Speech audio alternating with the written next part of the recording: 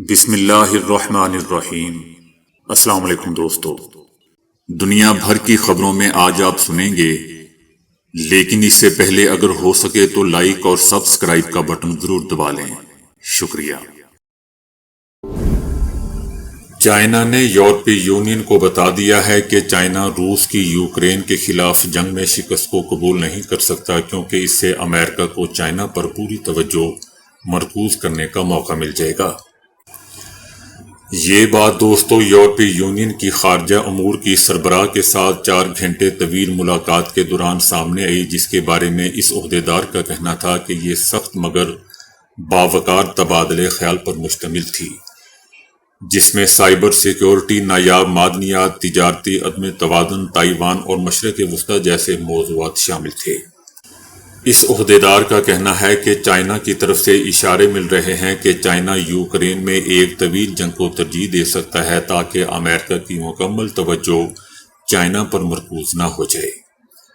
یہ خدشات ان ناقدین کے موقف کی تائید کرتے ہیں جو کہتے ہیں کہ چائنا کا یوکرین کے معاملے پر دعویٰ کردہ غیر جانبدارانہ موقف اصل میں اس کے بڑے جغرافیائی مفادات سے مطابقت نہیں رکھتا۔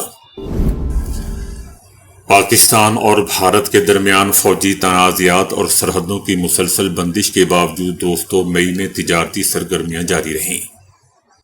سرکاری اعداد و شمار کے مطابق مالی سال 2025 کی جولائی تا مئی کے دوران بھارت سے درآمدات 3 سال کی بلند ترین سطح پر پہنچ گئی۔ 11 مہینوں میں بھارت سے درآمدات 21 کروڑ 50 لاکھ ڈالر تک پہنچ گئی، جو مالی سال 2024 میں 20 کروڑ 70 لاکھ ڈالر اور مالی سال 2023 میں 19 کروڑ ڈالر سے زیادہ ہے۔ تاہم بھارت کو پاکستان کی برآمدات نہ ہونے کے برابر رہی۔ مئی میں برآمدات صرف 1000 ڈالر ریکارڈ کی گئی، جبکہ مالی سال 2025 کے جولائی تا مئی کے دوران مجموعی برآمدات صرف 5 لاکھ ڈالر رہی۔ اگرچہ دوستو سرکاری اعداد و شمار محدود تجارت کو ظاہر کر رہے ہیں، بھارت کی تحقیقی اداروں کا دعویٰ ہے کہ اصل تجارت اس سے کہیں زیادہ ہے۔ بھارت کی پاکستان کو غیر رسمی برآمدات کا تخمینہ سالانہ 10 ارب ڈالر ہے، جو زیادہ تر دبئی، کولمبو اور سنگاپور کے راستے سے کی جاتی ہے۔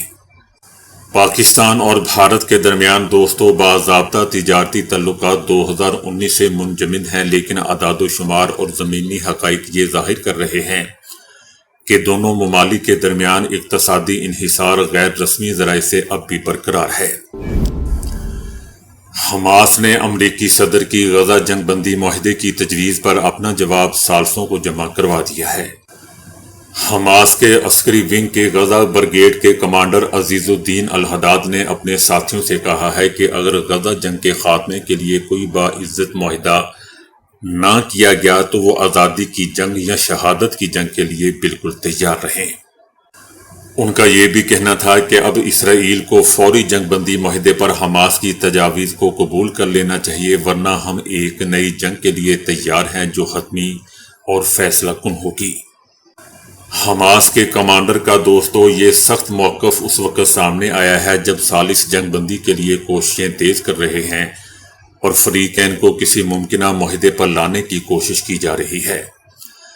تجزیہ کاروں کا کہنا ہے کہ حماس کمانڈر کا یہ بیان نہ صرف حماس کی قیادت کے سخت موقف کی عکاسی کرتا ہے، بلکہ یہ اشارہ بھی دیتا ہے کہ اگر مذاکرات ناکام ہوئے تو جنگ ایک نئے اور زیادہ شدید مرحلے میں داخل ہو جائے گی۔ بتایا جا رہا ہے کہ حماس کے کمانڈر عزیز الدین الحداد شمالی غزہ میں یرغمالیوں کے ساتھ بھی وقت گزار چکے ہیں، تاہم اس وقت ان کے غزہ شہر میں مقیم ہونے کے قوی امکانات ہیں۔ اسرائیلی وزیر اعظم نیتن یاہو اور اسرائیلی فوج کے chief of staff lieutenant general Ayaz ضمیر کے درمیان غزہ سے متعلق آئندہ کی فوجی حکمت عملی پر دوستو ایک بند کمرے اجلاس میں جھگڑے اور تلخ کلامی کی اطلاعات ہیں۔ نیتن یاہو نے آرمی چیف کو ہدایت دی ہے کہ وہ غزہ کے بیشتر شہریوں کی جنوبی غزہ جبری منتقلی کا منصوبہ تیار کریں، جس پر جنرل ایاز نے جواب دیا کہ کیا آپ وہاں فوجی حکومت چاہتے ہیں؟ 2 ملین لوگوں پر کون حکومت کرے گا؟ اسرائیلی وزیر اعظم نیتن یاہو نے مبینہ طور پر غصے میں چیختے ہوئے جواب دیا کہ ہماری فوج اور ریاست اسرائیل نیتن یاہو کا کہنا تھا کہ میں وہاں فوجی حکومت نہیں چاہتا، لیکن میں کسی بھی صورت حماس کو بھی نہیں چھوڑوں گا، میں یہ ہرگز قبول نہیں کر سکتا۔ نیتن یاہو کا موقف تھا کہ اگر فلسطینیوں کو جنوبی غزہ میں نہیں دھکیلا گیا تو پھر ہمیں پورے غزہ پر قبضہ کرنا ہوگا، اور جس میں وہ علاقے بھی شامل ہیں جہاں اب تک فوجی کارروائی یرغمالیوں کو نقصان کے خدشے کی وجہ سے نہیں کی گئی۔ نیتن یاہو کا مزید کہنا تھا کہ اگر انخلاء کا منصوبہ نہ بنایا گیا تو ہمیں پورے غزہ پر قبضہ کرنا ہوگا، جس کا مطلب یہ ہوگا کہ یرغمالیوں کی ہلاکت میں ڈالنا، اور میں یہ نہیں چاہتا، نہ ہی میں اس پر تیار ہوں کہ یرغمالی بھی ساتھ ہی ہلاک ہو جائیں۔ جس کے جواب میں آرمی چیف نے خبردار کیا کہ ہمیں اس پر مزید بات کرنی ہوگی، اس پر کوئی اتفاق نہیں ہوا۔ اگر ہم بھوکے غصے سے بھرے لوگوں پر قابو پانے کی کوشش کریں گے تو صورتحال ہاتھ سے نکل سکتی ہے، اور وہ اسرائیلی فوج کے خلاف اٹھ کھڑے ہو سکتے ہیں۔ لیکن نیتن یاہو نے اپنے آرمی چیف سے اختلاف کرتے ہوئے حکم دیا کہ انخلاء کا منصوبہ تیار کرو، میں جب امریکہ سے واپس آؤں تو وہ منصوبہ میرے سامنے ہونا چاہیے۔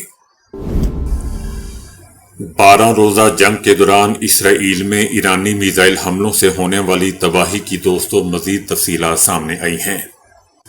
اسرائیل کے دارالحکومت تل ابیب میں 5 مختلف مقامات پر 480 عمارتوں کو نقصان پہنچا۔ رامات گان میں 3 علاقوں میں 237 عمارتیں تباہ ہوئیں، جن میں سے 10 کو شدید نقصان پہنچا۔ ایرانی آرمی کے صرف ایک میزائل سے 78 عمارتیں متاثر ہوئیں، جن میں سے 22 مکمل طور پر گرانے کے نشان زدہ ہیں۔ ایران اور اسرائیل کے درمیان 12 روزہ تصادم کے خاتمے کے تقریباً ایک ہفتے بعد بہت سے شہری اپنے گھروں کو واپس لوٹے تو ایرانی میزائلوں کے زیریں ڈھانچوں اور گھروں کو پہنچنے والی تباہی کے مناظر دیکھ کر حیران اور رونے لگے۔ اگرچہ دوستو حملوں کے زیادہ تر ہدف فوجی اور انٹیلیجنس کے اہداف تھے، لیکن آبادی علاقوں کے قریب ہونے کی وجہ سے شہری املاک، گاڑیوں اور گھروں کو بڑے پیمانے پر بھی نقصان پہنچا۔ 12 دنوں کی لڑائی کے دوران ایک مستقل معمول بن گیا تھا کہ حملوں کے بعد ہر جگہ افراتفری، سڑکوں پر پانی، بکھرے ہوئے فائر الارم، ہوا میں گرد اور ہر طرف بھاگتے ہوئے لوگ۔ پورے اسرائیل میں تباہی کا دائرہ وسیع ہے، ہزاروں عمارتیں متاثر ہوئیں، دروازوں اور کھڑکیوں میں معمولی نقصان سے لے کر مکمل عمارتوں کے گرنے تک۔ لیکن ایک چیز مشترک ہے، بے گھر رہائشی، ٹوٹی ہوئی یادیں اور وہ صدمہ جو ان کے ساتھ کئی سالوں تک رہے گا۔ اسرائیل کی ٹیکس اتھارٹی نے تقریباً 33,000 متاثرہ عمارتوں کے لیے مالی امداد کی درخواستیں وصول کی ہیں، جبکہ 4,450 درخواستیں نجی املاک کے نقصان کے معاوضے کے لیے دائر کی گئی ہیں، اور 4,119 درخواستیں متاثرہ گاڑیوں کے معاوضے کے لیے بھی دائر کی گئی ہیں۔ پورے اسرائیل میں حکام غیر مستحکم عمارتوں کو جلد از جلد، کبھی کبھار چند دنوں میں گرانے کی کوشش کر رہے ہیں تاکہ گرنے کے خطرات کو روکا جا سکے۔ لیکن دوستو، اس رفتار کے پیچھے صدمے اور خوف کی یادوں کو دلوں سے مٹانے کی کوشش بھی چھپی ہوئی ہے۔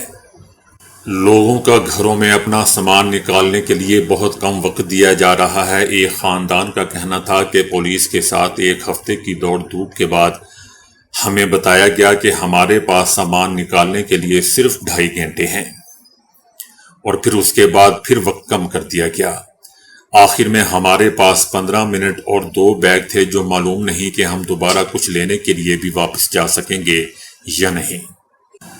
ہوم فرنٹ کمانڈ کے ایک آفیسر کا کہنا تھا کہ یہ کسی پورے شہری ماحول کی تباہی جیسا لگتا ہے، یہ وہی نتائج ہیں جو ہم نے لبنان میں پیدا کیے تھے، لیکن یہاں لبنان کے برعکس ہلاکتوں کی تعداد کم تھی۔ ایک شخص کا کہنا تھا کہ جب وہ اپنے اپارٹمنٹ کے قریب پہنچا تو اسے معلوم ہوا کہ صرف وہی کھڑکیاں رہ گئی ہیں، باقی تمام کھڑکیاں اڑا دی گئی تھیں۔ دروازے ہوا میں اڑ گئے تھے اور سامنے کا دروازہ اکھڑ چکا تھا۔ حکام کی سفارش پر میں ایک ہوٹل میں منتقل ہو گیا۔ روس کے صدر پیوٹن سے ٹیلی فونک رابطے کے بعد امریکی صدر ٹرمپ کے اظہار مایوسی پر روس نے رد عمل کا اظہار کیا ہے۔ روس کا کہنا ہے کہ روس امریکی صدر ٹرمپ کے تمام بیانات پر گہری نظر رکھتا ہے۔ صدر پیوٹن نے توقع ظاہر کی تھی کہ یوکرین سے تیسرے دور کی بات چیت کے لیے تاریخ طے ہو جائے گی۔ یاد رہے دوستو کہ گزشتہ دنوں صدر ٹرمپ اور روسی صدر پیوٹن کے درمیان ٹیلی فونک کال تقریباً 1 گھنٹے جاری رہی تھی۔ اس دوران صدر ٹرمپ نے صدر پیوٹن سے یوکرین تنازع روکنے کا مسئلہ دوبارہ اٹھایا تھا، لیکن انہیں مایوسی ہوئی تھی۔ کس بات پر ہوئی تھی یہ نہیں بتایا گیا۔ علی امین گنڈا پور کا کہنا ہے کہ ہماری حکومت مضبوط ہے، کوئی بھی رکن کہیں نہیں جا رہا، جسے غرور ہے وہ تحریک عدم اعتماد لانے کا شوق پورا کر لے، حقیقت سامنے آ جائے گی۔ ان کا کہنا تھا کہ بجٹ پاس نہ کرتے تو حکومت چلی جاتی اور قصور ہمارا اپنا ہی ہوتا، جبکہ مخالفین شادیانے بجاتے ہمارے اپنے ہی ساتھیوں کا پروپیگنڈا تھا کہ بجٹ پیش نہ کرو، اور پھر بجٹ پاس نہ کرنے کا شور شروع کر دیا۔ بجٹ کی منظوری میں ہمارے صرف 2 ارکان نے ووٹ نہیں دیا، اور وہ سب کو معلوم ہے کہ کس کے بندے ہیں۔ علی امین گنڈا پور کا کہنا تھا کہ میں آزاد نہیں پی ٹی آئی کا رکن ہوں، کیونکہ میں نے اپنے کاغذات نامزدگی میں خود کو آزاد نہیں لکھا بلکہ اپنی پارٹی پی ٹی آئی کا نام لکھا تھا۔ علی امین گنڈا پور کا یہ بھی کہنا تھا کہ ہمارا گورنر ہمارا کچھ نہیں بگاڑ سکتا، وہ چول مارتا رہتا ہے۔ ان کا کہنا تھا کہ میں اپنے کاغذات نامزدگی کی بنیاد پر عدالت سے رجوع کرنے جا رہا ہوں، تاکہ اس بنیاد پر ہمیں مخصوص نشستیں دی جائیں۔ علی امین گنڈا پور کا کہنا تھا کہ میں 12 سال نہیں بلکہ اپنے دور حکومت کے 15 ماہ کا حساب دینے کا پابند ہوں۔ کراچی کے علاقے لیاری میں گرنے والی عمارت سے لوگوں کو نکالنے کا آپریشن تاحال جاری ہے۔ اب تک 15 باڈیز نکالی جا چکی ہیں، تاحال کئی افراد کے ملبے تلے دبے ہونے کا خدشہ ظاہر کیا جا رہا ہے۔ مرنے والے افراد میں 3 خواتین اور ایک 7 سال کا بچہ بھی شامل ہے۔ جمعے کے روز لیاری کے علاقے بغدادی میں دوستو 5 منزلہ خستہ حال رہائشی عمارت زمین بوس ہو گئی تھی۔ رات تک حادثے میں 10 افراد مارے گئے اور 9 زخمی ہوئے تھے۔ متاثرہ عمارت کو 2 جون 2025 کو آخری نوٹس جاری کیا گیا تھا۔ عمارت کی یوٹیلیٹی سروسز ختم کرنے کے لیے بھی خطوط لکھے گئے تھے۔ گزشتہ سال مئی میں بھی خط کے ذریعے عمارت خالی کروانے کا کہا گیا تھا، لیکن لوگوں نے ایک نہ سنی۔ صوبائی حکومت نے ہدایت کی تھی کہ انسانی جانوں کے ضیاع سے بچنے کے لیے شہر بھر میں حکام کی جانب سے خطرناک قرار دی گئی 570 سے زائد عمارتوں کو خالی کروانے کے لیے ہنگامی اقدامات کیے جائیں، لیکن دوستو کسی نے نہیں سنی۔ حکومت کی جانب سے کراچی میں 570 عمارتوں کو خطرناک قرار دیا گیا ہے، جبکہ حیدرآباد میں 80، میر پور خاص میں 81، سکھر میں 67 اور لاڑکانہ میں 4 عمارتیں خطرناک قرار دی گئی ہیں۔ اسحاق ڈار نے بھی نواز شریف کی عمران خان سے ملاقات کی تردید کرتے ہوئے کہا ہے کہ یہ خبریں محض افواہ ہیں۔ نواز شریف کی اڈیالہ جیل جانے کی باتوں میں کوئی صداقت نہیں ہے۔ اسحاق ڈار کا کہنا تھا کہ پاکستان نے اپنے سے کئی گنا بڑے دشمن بھارت کو شکست دو چار کیا، ہمیں افواج پاکستان پر فخر ہے۔ اسحاق ڈار کا یہ بھی کہنا تھا کہ ایران کو اب اندازہ ہو گیا ہے کہ پاکستان اس کا سچا دوست ہے۔ پاکستان نے اسرائیل کی ایران کے خلاف جارحیت کی نہ صرف مذمت کی بلکہ سفارتی طور پر برادر اسلامی ملک کی مدد بھی کی۔ وفاقی وزیر داخلہ محسن نقوی کا کہنا ہے کہ پہلی دفعہ سیاستدان، حکومت اور ملٹری اسٹیبلشمنٹ اکٹھی ہیں تو کچھ لوگوں کو تکلیف ہو رہی ہے۔ سوشل میڈیا کی خبروں پر بالکل یقین نہ کریں۔ ایک صحافی نے جب ان سے سوال کیا کہ افواہیں ہیں کہ آصف علی زرداری کو بطور صدر ہٹایا جا رہا ہے اور نئی ترمیم لائی جا رہی ہے، جس پر محسن نقوی کا کہنا تھا کہ میری درخواست ہے کہ 2 دن سیاست نہ کریں تو بہت اچھی بات ہے۔ سوشل میڈیا کی خبروں پر بالکل یقین نہ کریں، لوڑوں لپاڑوں پر نہ یقین کریں۔ بعض لوڑوں لپاڑوں کو تکلیف ہو رہی ہے کہ ہم سب اکٹھے کیوں ہیں۔ آذربائیجان کے شہر خان کندی میں وزیر اعظم شہباز شریف، ترکیہ کے صدر رجب طیب اردوان اور آذربائیجان کے صدر کی ملاقات ہوئی۔ آذربائیجان کے صدر نے وزیر اعظم اور ترک صدر کو خان کندی کی تاریخ اور تاریخی عمارتوں کے بارے میں بتایا، جہاں تینوں رہنماؤں کے درمیان غیر رسمی اور خوشگوار گفتگو ہوئی۔ تینوں رہنماؤں نے گفتگو کے دوران ہاتھ تھام کر پاکستان، ترکیہ اور آذربائیجان کے درمیان مثالی برادرانہ تعلقات اور یکجہتی کا اظہار کیا اور بھارت میں دیکھنے والوں کا ستیہ ناش بھی کیا۔ تو دوستو، ابھی کے لیے اتنا ہی۔ ویڈیو کو لائک اور شیئر کرنے کا بہت بہت شکریہ۔